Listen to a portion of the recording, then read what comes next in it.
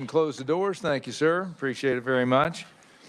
Before we get started, we do have to announce that it is Senator Blasey's 30th birthday, so let's have a big round of applause for making it that far. Thank you, sir. Speech, but yes, exactly. I think Senator Fausto had an announcement also. Mr. Chairman, you beat me to the punch. Oh, okay. That's what I was going to say, so I'll reserve that time for the Senate floor to do it. Thank you. Okay. With that, are there any bill introductions this morning? Not ready? Okay. I do have one. It's RS 24 RS 2676, and that has to do with an education bill. Just introducing it here for sake of ease. Any questions or objections to introduction to that bill? Seeing none, any other further bill introductions? All right, I think we're in pretty good shape. Do you have one? Did you have? Oh, do you have it ready? I don't, my computer is not working, Mr. Chair. Could I do it at the end once my computer is up? Okay. Yeah, we can do that. Thank you. Just remind me, because I'm probably, unless Jason already knows what it's.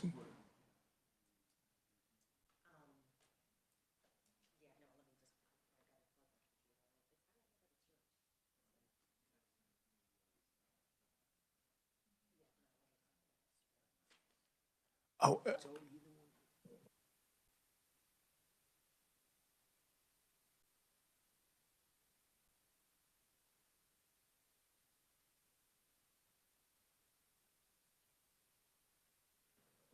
Just wait. Do you want to just wait? Okay, that's what we'll do. Just remind me at the end before I adjourn. Okay, today we are hearing the budgets for the Kansas Lottery and the Kansas Racing and Gaming Commission, and we will not work the budgets today. I want everybody to have a chance to think about it, and then we'll work it on Monday, but at least that's my intention. But I'm not sure who would like to go first. I got the lottery up first, if that's what you'd like to do. And welcome Martin to give us an overview. Yes, thank you, Chairman, Committee. Glad to be back again. You guys get to see the budgets of the lottery and racing and gaming. I'll start off with the lottery. The front page and the next couple pages are just a high-level overview of the agency. It touches on some of the funding and expenditures that are going on, and the analysis actually begins on page 5. So the 23 legislature approved the budget of $475.7 million, all from special revenue funds and expenditures, and 95 FTE positions for the Kansas Lottery. There were no adjustments made subsequent to that approved amount. So for FY24, the agency has a revised estimate of $466.6 million, all from special revenue funds and 95 FTE positions. And this is a decrease of $9.1 million or 1.9% below the FY24 approved amount. So the revised estimate includes $200,000 all from supplemental requests, and the $200,000 is from the Lottery Operating Fund for increased contractual expenditures and production placements costs for advertising. So absent those supplemental requests on their base budget, there were a few different adjustments. There was a $9 million decrease in gaming facility manager contracts and $369,000 for aid to locals for government units. And these reductions are attributable to the expanded gaming estimates. And the majority of the reduction is from the South Central and Southeast gaming zones. On the following page, at the top of the page, you have the governor's recommendation. And the governor, my apologies, at the very bottom of page 5 begins the governor's recommendation. So the governor recommends expenditures of $466.2 million, all from special revenue funds and the 95.0 FTE positions for FY24. This is a decrease of $402,352 or 0.1% below the agency's 24 revised estimate. Now on the top of page 6, you have the governor's adjustment. She made a vacancy adjustment and recommends deleting the $402,352 or 0.5% to reduce funding for vacant positions to more accurately reflect the agency's actual expenditures. With that, I'll stand for questions for 24 or proceed to 25. Okay. Committee, any questions? Senator Fausto. Thank you, Mr. Chairman. When you say special revenue funds, can you just elaborate on those special Sure. When we use the term special revenue funds, it just means they don't use any state general funds in the agency. So everything is generated by the agency itself or their federal funds. Any other questions? Senator Straub. Thank you, Mr. Chair. What was the contract that was, that caused that decrease in 9 million? Was it one in particular? Well, not one in particular. So we have agreements with the casinos and casino managers, and they get a large portion of the revenues that are made. And so this has to deal with the caseload adjustments when legislative research, the agency, and the division of budget. We all sit down, we look at all the numbers from the casinos and other lottery activity, and we kind of project on what our expenses are going to be paying these casino managers. And we do have the CFO from the lottery with us, and I'm sure he can give you a lot more detail on how that all works. Maybe after we finish through this, and we can have him come up and answer. I do have one question, and maybe it's for him as well. How many vacancies are we talking about in the FTEs? I don't know what their current vacancy is, Okay. but if you're referencing to why that amount was taken out is during the budgeting process, when agencies submit their budget to division of budget in the system, vacant positions typically don't have any funding tied to this. Sometimes they do if they're anticipating filling those positions going forward. At this time, the governor believes that that's not going to be the case. So to reflect what their current actual expenditures will be, we see that reduction. And one other quick one, on the sports wagering receipts fund, the 52 million, I'm guessing that's before they transfer the 10% to the state general fund as for the sports betting. Am I reading that correctly? So,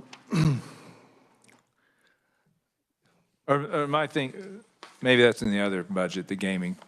well, no. Okay. So are we talking about the sports wagering funding or what? Yeah, on page 4, shows sports wagering receipts, a little 52.4 million. That's the total receipts for the sports betting, is that correct? Not correct. That is our portion of the sports wagering. Okay, part. that's what I was wondering. Yeah, we get 10% of any revenues generated from sports wagering, and then that is broken down through transfers and formulas on how things come. So that's our 10%? That is our 10%. Okay. Senator Faustido? Thank you, Mr. Chairman. So you know those lottery machines in grocery stores. So what percentage does the state lottery get of that, and what percentage goes back to that grocery store that will allow for those machines? The exact percentage that goes back to the store, I do not know. I can follow up on that. But if you, and move a little ahead in here, on page 11, I have a special topics section. And I kind of break down how the lottery funds for the revenues and where they go. The lottery sales, instant tickets, and draw games are on that first one for 24 and 25. And you see EDIF, you see the correctional, it's the CIBF, juvenile alternatives. On the following page, on page 12, you have the sports wagering and the Expanded Lottery Act revenue transfers. Okay. Any other questions on 24? Seeing none, I think you can move on to 25, Martin. All right, thank you, Chairman. Page 8 will have FY25 analysis on it. So the agency requests $479.4 million, all from special revenue funds and expenditures, and 95 FTE positions for FY25. This is an increase of $12.8 million, or 2.7% above the FY24 revised estimate. Here we see a salaries and wages adjustment of approximately $828,647. Oh, my apologies. That's how much it's above the FY24 revised estimate. So the increase includes $443,884 for a 5% agency-wide salary adjustment, and then a $402,252 for employee bonuses. We see a sports wagering management fee adjustment, so this includes $100.8 million, all from the sports wagering revenue fund for management fees that are based on the 90% of net sports wagering revenues for FY25. And this is an increase of $10.8 million, or 12% above the FY24 revised estimate. And then they also have expenditures for vehicles within their budget. This includes $250,834, all from special revenue funds for FY25, and it's an increase of $108,000, or 76.7% above the agency's FY24 revised estimate. They plan on purchasing 4 vehicles. The cost indices are at $45,000 each. The vehicles are used by their sales department to service their retailer accounts, recruitment, and other lottery duties. And they'll be replacing existing vehicles due to their high mileage or excessive repairs. And again, last sentence is based on the cost indices. And at the bottom of the page, you have the governor's recommendation. The governor recommends expenditures of $478.5 million, all from special revenue funds and 95 FTE positions. This is a decrease of $887,768, or 0.2% below the agency's 25 revised estimate. The governor recommendation deletes, on the following page, $443,884 to decrease the salaries and wages expenditures for 25, and this deletes that 5% agency-wide salary adjustment. And similar to an FY24, there's a vacancy adjustment of $443,884 to more accurately reflect the agency's actual expenditures. And with that, I'll stand for questions on FY25. Okay, Senator Reichman. Thank you, Mr. Chairman. I think it's an easy question. You mentioned about the vehicles, and do you know how many total they have? And also, do they have, like it has, when it hits a mark of was 100,000, 500,000, or what it is that they decide that they're going to get a new one to replace the other one? Thank you. Let me check. Total. Yeah. I guess we do have Stephen Durrell and Matthew Swartz. If you guys want to add any. I can answer. Okay. Sorry, Chairman. So approximately 26 vehicles is what I understand they have. And he'll discuss this too, but from what I understand, the mileage is between 120, 130,000 miles when they start looking to replace, or they will take some of their higher mileage vehicles and then shift them over to a lower usage, for lower usage activities, so that they can keep those going. Senator Straub. Thank you, Mr. Chair. On the sports wagering management fees, what was that 12% increase due to? Well, so that increase correlates with what we anticipate the sports wagering revenues to be. So as sports wagering revenues in total go up, that 90% that we have to, that they get to keep goes up. So when you'll see the increase, the more revenue it generates, the expenditures keep going up as well. So we get 10% on sports wagering revenues. So. Any other questions? Senator Fasquedo.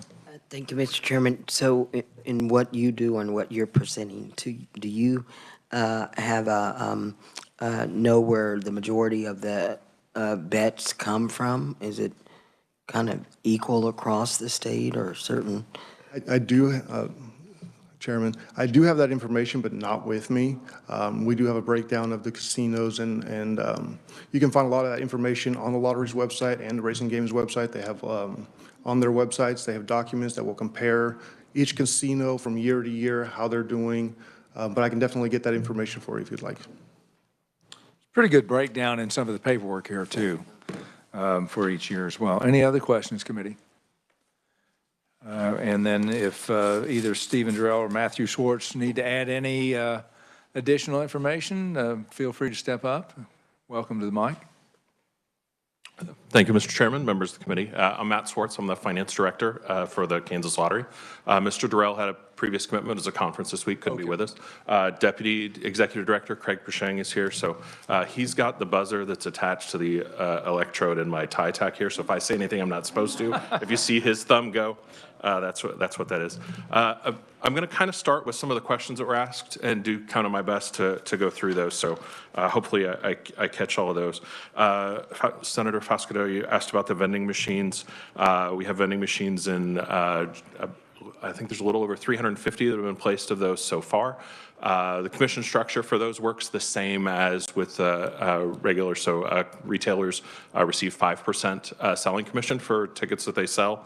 They receive a 1% cashing commission for tickets that they cash there at the store. They can't be cashed through the vending machine, they'd be cashed at the counter terminal. The legislature for that doesn't allow cashing and redemption at the machines.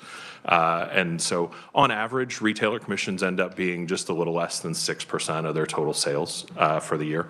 Lottery revenues, our share of that tends to be very similar for that as it is for retailer business, with eventually 25, 26% each year, ultimately going from sales to transfers after all of the costs. And we'll look at some of those as we go through a little bit.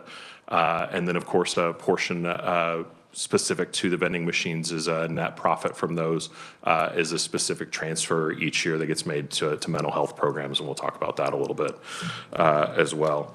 Both of Senator Straub's questions, I'm going to get to those here in a little bit about how we do the revenue estimates, and then how those revenues for both casino gaming and sports wagering ultimately get distributed. It's all pretty much a contractual by percentage.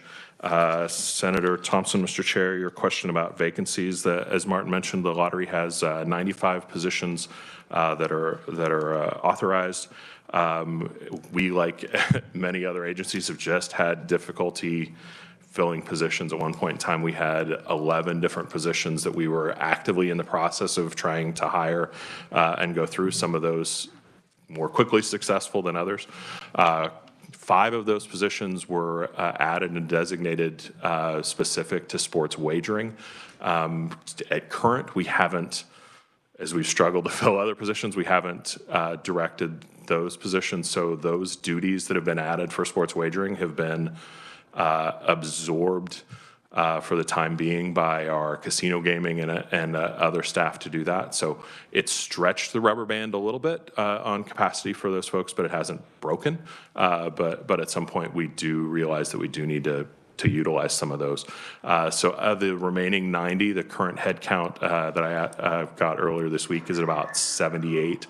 And like I said, 7, 8, 10 of those are ones that we've been actively, trying to fill for those. So in terms of, as we get to a little bit later on to jump the gun, in terms of the number of positions, we still feel like we've got plans to try and utilize those and do that. But in terms of the dollar, the shrinkage, the vacancy adjustments that Martin mentioned, at this point in time, we don't believe they're going to be detrimental to our operations. So we're not contesting or arguing that. We're fine with concurring with the governor's recommendation with regard to that in both 24 and 25. We don't, I'd like to be here a year from now telling you that we've managed to find people to fill all those positions and we need to ask for some of that money back.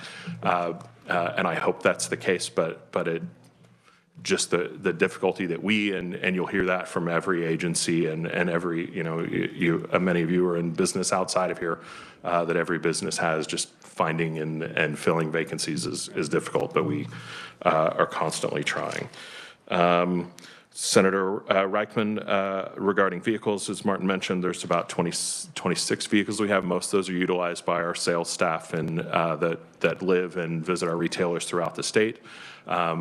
About 120 to 130,000 is the kind of the inflection point where, assuming that the vehicle's not having other issues, that we generally look to do and replace that. We generally schedule for about 3, 4, 5 of those per year, kind of on a rotation, and cycle those through.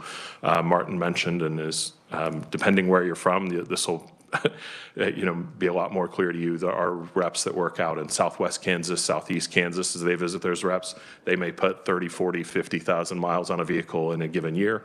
Those in the Kansas City and Wichita markets, a lot less. So a lot more, the retailers are more compacted. So as Martin mentioned, a lot of times after a year or two of being used at a low mileage region, we'll switch it with somebody that's in a high mileage region and try and monitor those out. So I think I've touched on the questions that I saw go through there. And like I said, Senator Straub, I'll get to your questions as we go through here real quick.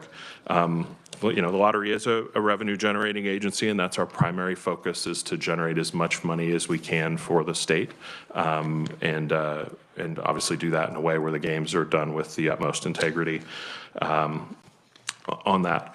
I know this committee doesn't hear a lot of the budgets, and a lot of you may not be familiar with how gaming works, but just as a quick overview that might be helpful as you also get to talk about Kansas racing and gaming here in a bit. There's basically 4 avenues of gaming, lottery and gaming revenues through the state. There's traditional lottery that we think of, scratch tickets, Powerball, those types of things. There's casino gaming, the 4 state facilities that the gaming is owned and operated by the state. Sports wagering that was recently added, and then pari-mutuel gaming as well, horse racing and related types of activities. So from the lottery side, the lottery, for traditional lottery, the lottery is the operator and the regulator with the Lottery Commission on that. For sports wagering and casino gaming, the lottery is the operator in conjunction with our casino facility managers, and the regulatory functions generally are performed by Kansas Racing and Gaming, and you'll talk to Brandy in there about them and their budgets a little bit here as well. And then with the pari-mutuel, which includes the new facility that's being constructed in the Sedgwick County area down there, Kansas Racing and Gaming, in addition to their regulatory roles, also has some of the operating and financial accounting duties as well. And that is, you'll see, not to spoil anything, but when they talk about their needs for when that facility comes online, that'll kind of go in there. So it kind of helps to have that general overview of who does what, apparently, as you're looking at these budgets today. So you've got the written testimony from us, and I'm not going to go through that word for word, but what I really do like to focus on is the one sheet that you've been provided. I think this is a good, both for you, but for any of your colleagues, any of your constituents, if you're trying to explain how the lottery budget works and the flow of where the money comes and goes. I think this is very helpful and easy to go. So we've tried to design and update this to be a helpful reference as you go through, and that's where I'm really going to kind of focus as we go through here. And as I talk in these first 2 columns, hopefully we'll address Senator Straub's questions about how the different revenues and expenses. So on the fiscal 24 page, so we start with a budget of $466 million plus. And as we kind of break that down as we go left to right across there, as we start with casino gaming, the most recent revenue projections that we did in the fall, in late October, were for total casino gaming revenue of $399.2 million, which is down slightly from what the projection was when we met in April and did these projections last. And that's where you see those contractual adjustments down, because everything there is by formula.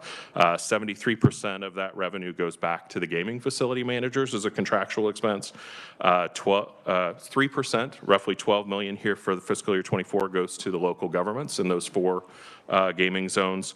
And then any other of the expanded lottery expenses there that we have, the $4.3 million in the budget, it's also important to note that any of those expenses that we incur, which are mostly contractual expenses for the central gaming system that operates with those, and for salary expenses, are all fully reimbursed back to the lottery by the casino facility managers.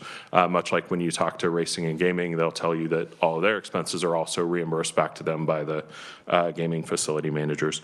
And then the 2 portions there that are maybe of most importance to this group and to the rest of your colleagues are the amounts that we transfer back to the state, projecting $87.8 million for fiscal year 24 to the Expanded Lottery Act Revenues Fund, and $8 million approximately to the Problem Gambling and Addictions Grant Fund. And that $8 million roughly that gets transferred each year from casino gaming activity to that Problem Gaming Fund is the primary that's the primary source of funds that go from gaming to the Problem Gambling and Addictions Grant Fund. I promised once I might actually say that right. And that fund is actually administered by KDADS and through there, and so that funds a variety of programs and initiatives that we see there. So much like the casino gaming, the sports wagering in the second column works very much the same way. The percentages are just a little bit different. Of the total revenue that we're projecting, $100 million in fiscal year 24 from that fall CRE meeting, and we'll do an updated projections of these when we meet again in the spring. For obvious reasons, we do much better at the projections in April than we do in October. With 9 months, 10 months of information behind us, we're much smarter than we are with 4 months of information. But 90% of those sports wagering revenues go back to the facility managers. Once again, here any expenses incurred by the lottery are reimbursed by the lottery, and then that 10% you see the projected transfers there to the first $750,000 each year goes to the White Collar Crime Fund. 80% of the remainder goes to the Attracting Professional Sports to Kansas Fund. I promise if you pay attention to your other committee hearings, you will probably hear something about that fund and people with ideas about where they might want that to go. We don't have an opinion on that. We don't direct any of that, but I promise you before the session is over, someone will present you an idea with where they would like that money to go instead.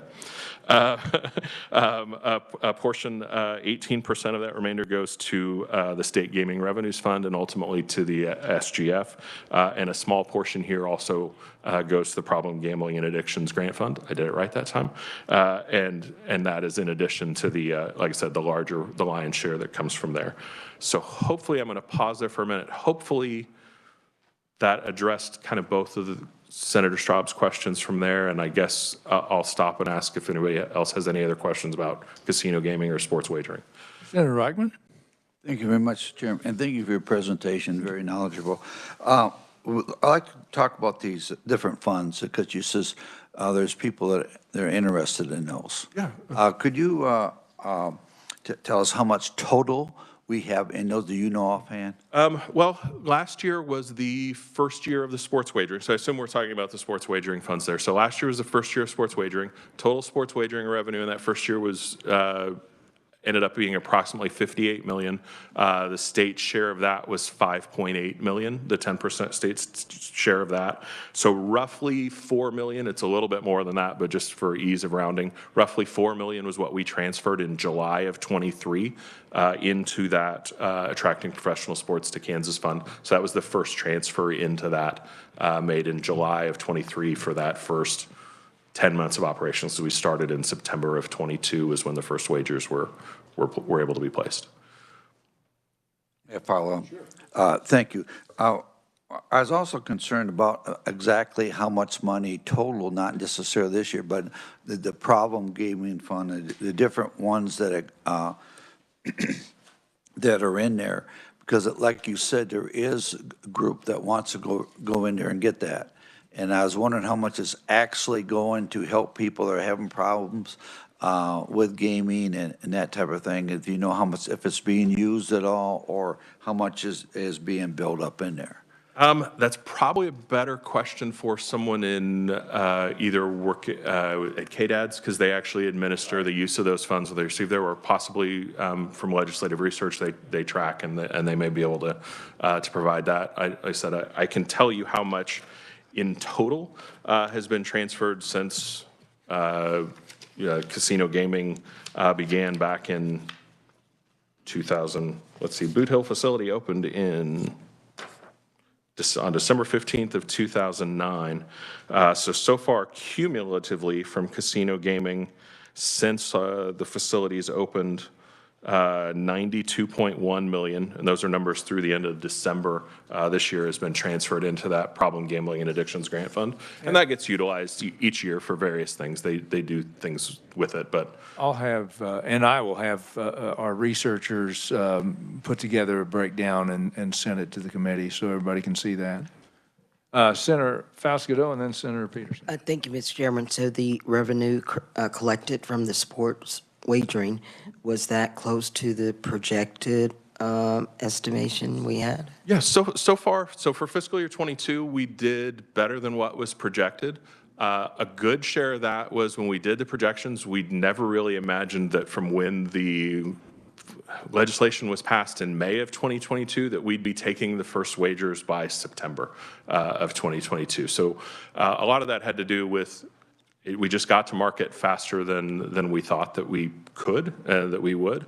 But some of how the bill's structured does allow for doing that because we utilize the existing providers and the gaming facility managers. So it did allow for us to get there quicker. And it got us in there for football season, which is the biggest driver of that. So initially, fiscal year '22 is projected to be at about 1.8 million in total state revenue. We ended up at about 5.8. So then for fiscal year '24, projecting and just dealing with the state share of revenue, project that to be about 10 million. And for fiscal year '25, project that to be 11.2 million. Now, the big question mark, the thing that we don't know, is at some point our neighbors to the east are going to pass some form of sports wagering legislation in Missouri. And at that point, we will be sharing the Kansas City market and the rest of that border, and that will have some impact on what those revenues are going forward. So that's the big question mark before we start thinking too far out in the future. Sometimes something is going to happen. We don't know exactly what, we don't know exactly when, but something will happen, and at that point in time, that will have an impact on what this is. But I couldn't project when or what that impact would be. Senator Peterson? Thank you, Mr. Chair. If I may go back to FTEs just a tiny bit. Sure. 6.8 FTEs, like on page 16 and 17 for the IT security folks. Mm-hmm. Not having those, is that going to jeopardize the information? Or? Right now, we've been very fortunate that most of those vacancies don't lie in our IT department or in that. So they do a wonderful job with keeping up on that. Dollars-wise, in terms of the governor's recommendation, not going to cause us any issues there. And with that, I guess is the shortest answer to that question. But obviously, lottery and gaming, we have very strict security requirements that we have to keep up with, both for our in-state games and for the national games that we participate in, and they do a great job, along with our vendors as well, for keeping us in compliance and doing everything we can to keep all information and everything safe in the current environment. Thank you. Senator Straub? Thank you, Mr. Chair. So looking at comparing casino gaming to sports wagering, overall, it looks like transfers to the state for casino gaming are just under 25%, and I'm just rounding. And sports wagering transfers to the state then are approximately 10%. Is that an accurate assessment? Yes, and that's how those different, when the KILO was originally passed in 2007, 2008, how that was structured, and when the sports wagering legislation was passed. That 90% and 10% is how that was put together when that was passed this year. So yes, that's accurate. Is there in the industry, is there a competition then? Because facility managers for casino gaming don't profit as much as sports wagering, and I would think most of the sports wagering happens online electronically, whereas casino gaming, you have, live people in a facility and lots of other overhead where you wouldn't necessarily have those issues with sports wagering. They each have very different cost structures, absolutely, and obviously the casino facilities, the 4 of those that were bid and selected in years past and have exclusive contracts with the state for those 4 gaming zones. You know, they had a lot of infrastructure and building costs that they had up front, obviously, for those, so it's a little different structure on those. But competition-wise, there's like I said, there's limits on who can come into the market. There aren't other. There are only the 4 gaming zones, and through, I believe, July of 2032, it's very onerous penalty-wise to even consider anything additional in that. So it's not really an external competition type of factor there. And then with the sports wagering, that was also structured where it limited to the on-site through the 4 state contracted casino gaming facilities, and then each of those facilities could contract with up to 3 of the platforms, the DraftKings, the FanDuel.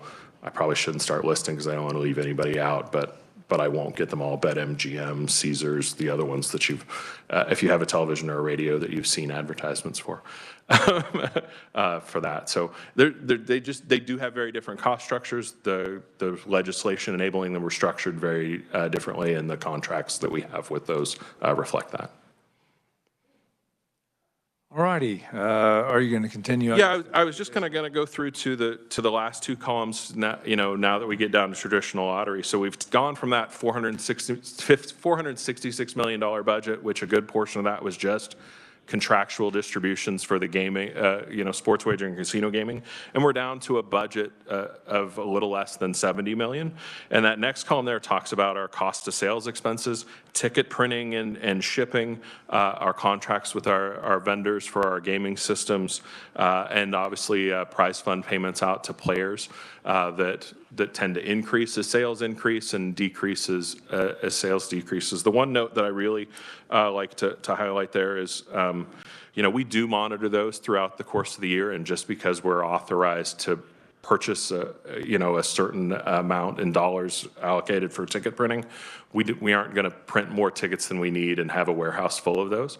But on the flip side of that, we can't think of looking sillier than if we get in a situation where we're in the middle of a very good year, and then in April or May we say, well, we have to stop printing tickets until we have a new budget in July. So we monitor that, and we purchase what we need based on that, and we back off and let some of those appropriations expire if they're just not needed for that. So after you get to the cost of sales expense, we're down to a fairly modest operating budget that we operate on, which is salaries, marketing expenses.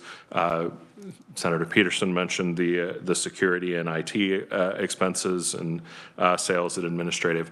The one thing I'll point out here, and it is mentioned in the testimony, is the transfers to the state. Initial projections at the beginning of the year when the budget was created was those state transfers were projected at 80.25 million. We were fortunate through the first several months of the year, we had 3 different billion-dollar jackpots through the first few months of the year. So when we met in October for the CRA meeting, we did increase that projection from the original 80.25 to 82.75. So that's we haven't made an adjustment to the fiscal year 25. So if you look at those 2 numbers, you see why are you projecting the fiscal year 24 transfers to be higher than the 25?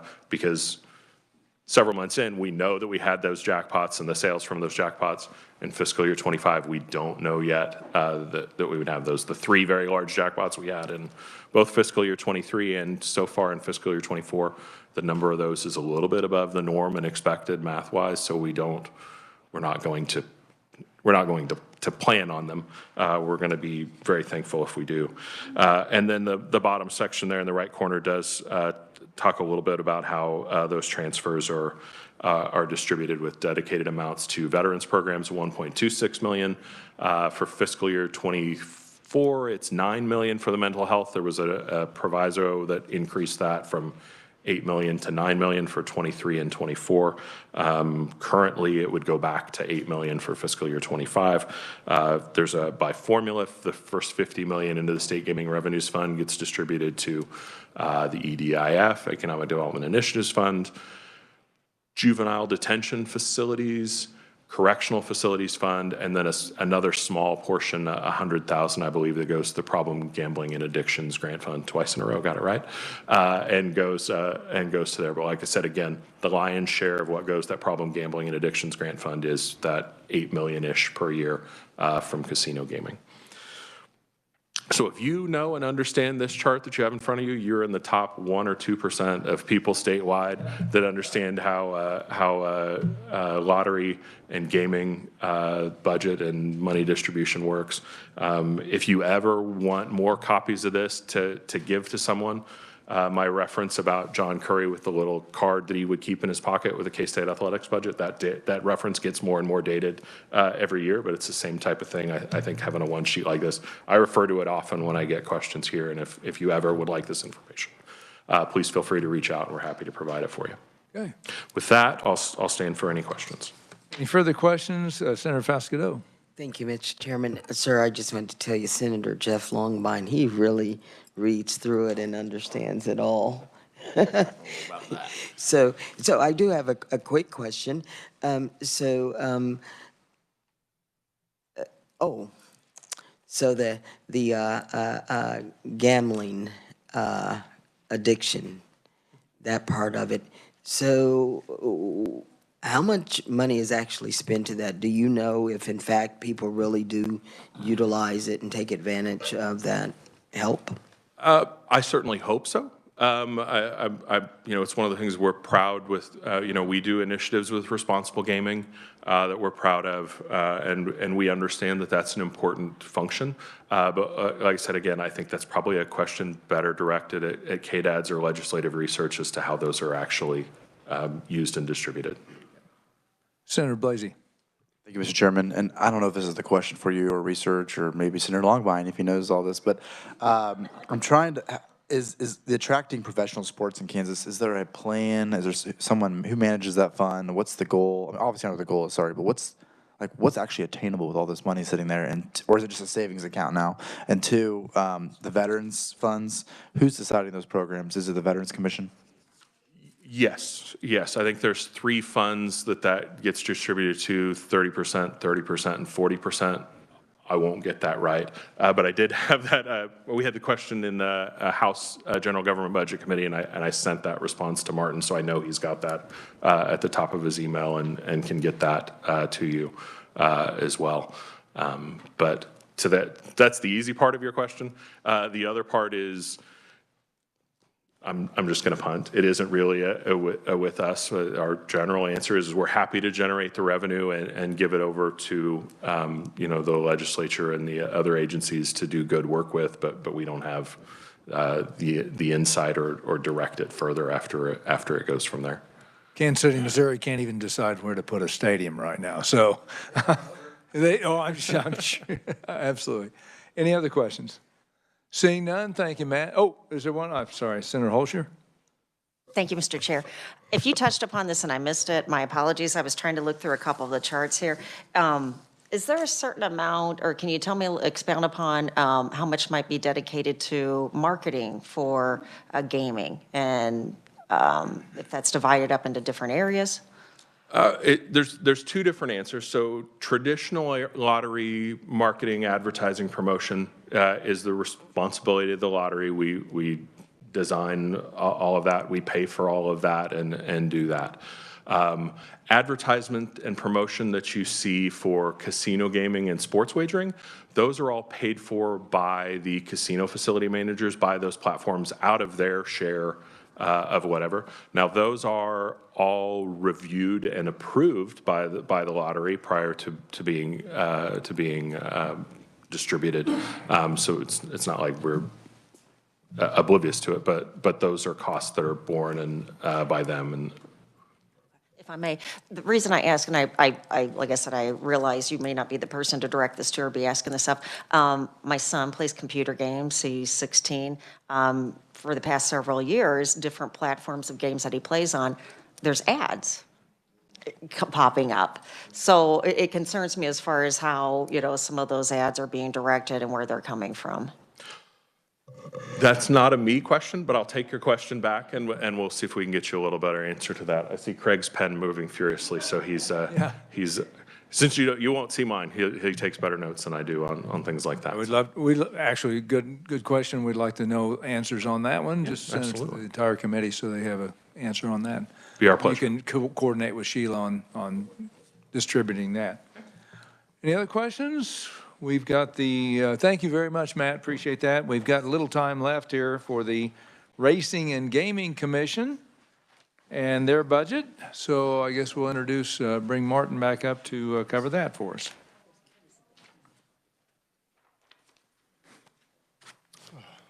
Yes, thank you, Chairman Committee.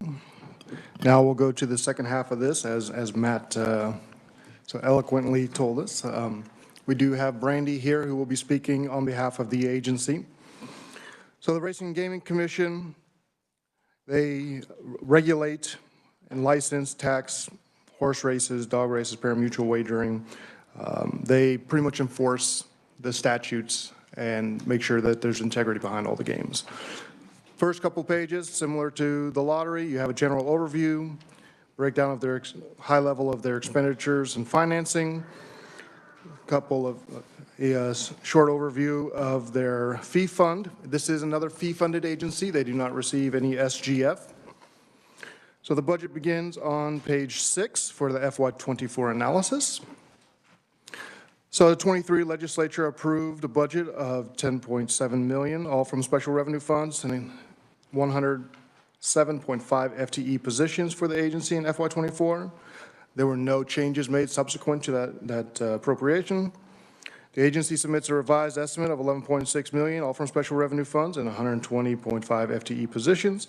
This is an increase of $869,320, or 8.1%, and 13 FTE positions above the FY24 approved amount.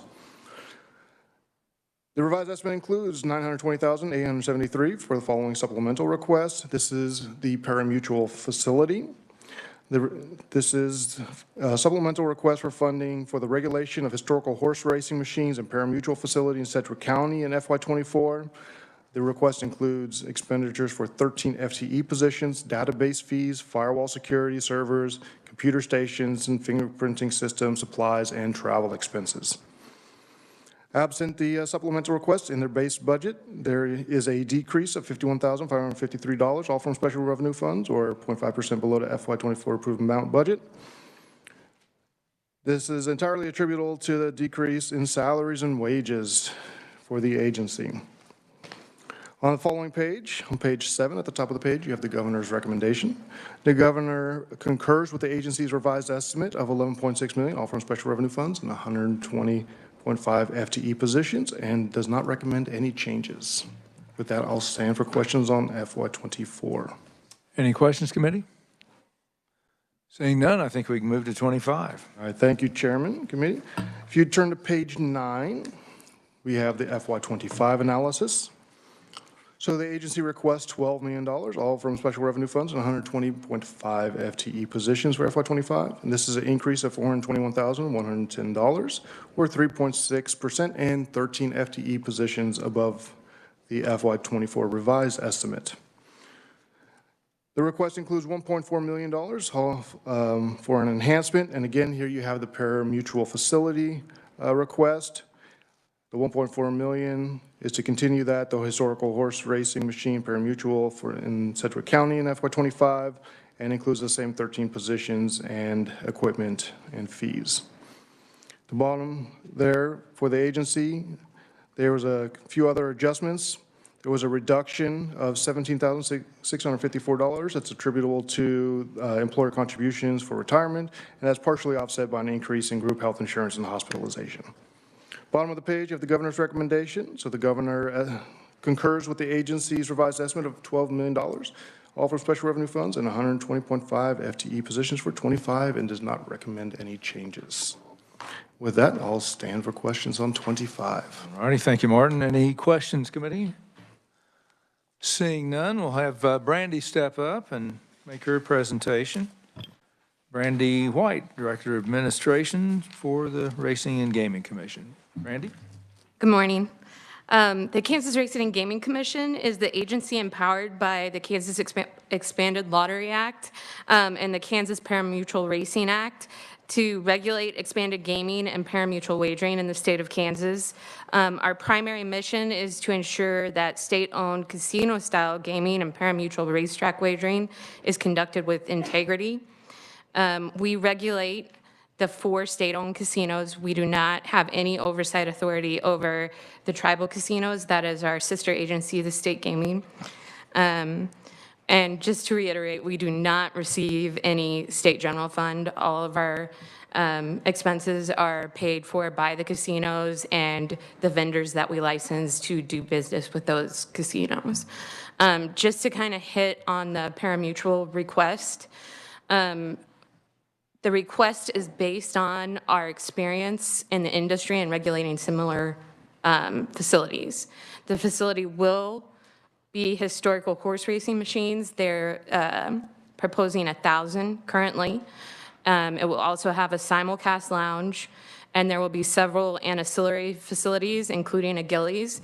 So it is going to be similar in nature and style to the current state-owned casinos, and we will encounter the same issues that we encounter at those facilities.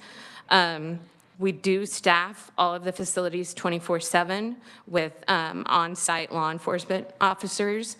Those officers are responsible for enforcing and reviewing the regulatory obligations, but also criminal activity that happens at the facility.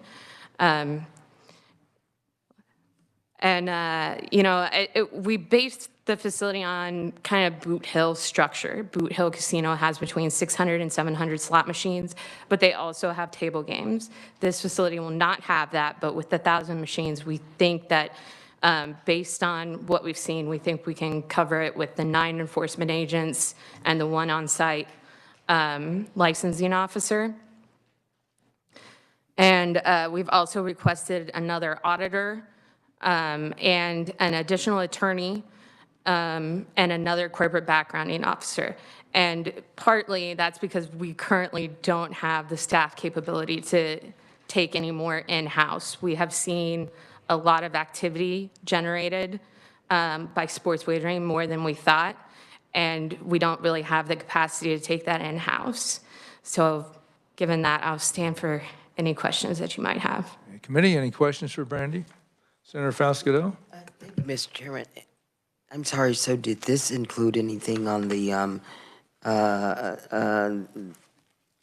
Greyhound Park facility in? So yeah, that's where the historical horse racing facility is currently proposed to be. And it is Golden Circle is the name of the facility that has been approved. But yeah. And Mr. Chairman, so then did you say they're going to have what on the inside of it? You said a what kind of room? Simulcast room? lounge. So that's where you can bet on Yeah. the horses racing at other properties. So a lounge and what else? There will be a Gillies.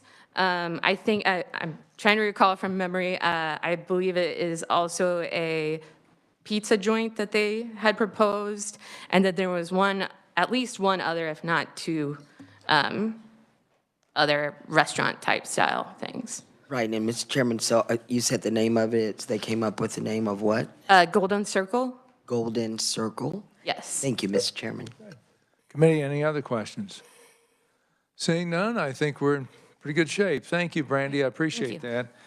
Committee, we'll close the hearing on these budgets. I do make note within the Kansas Lottery packet, there's also a big chunk in the back about the EDIF funds, which is about $42 million that goes into this fund. There was a really good study, if you have a chance to review it, Committee, from the Legislative Post Audit, and it was published in October of 2019 with regard to some of the management of that fund. And so I think as part of our discussion with working the budgets on Monday, we may have some thoughts or discussion about recommendations on that. And some of the other, how the funds are swept to the state general fund. So you might check that out if you have a chance. Also on Monday, I anticipate working some bills. We will not have meetings tomorrow. So just working the budgets and a couple bills on Monday.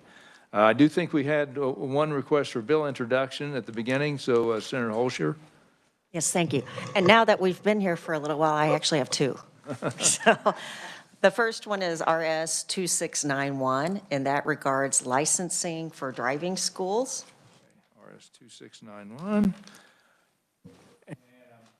Will we get that to Jason? I told him I would email him. Yeah, okay, very good. Committee, any questions or objections to introduction to that bill?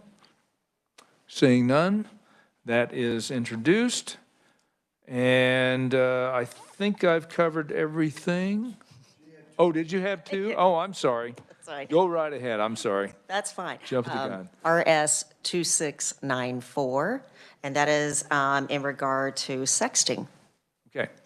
Committee, any questions or objections to introduction to that bill? Seeing none, that is introduced. Any further? Okay. We will see you all on Monday. Thank you for your work today. The meeting's adjourned.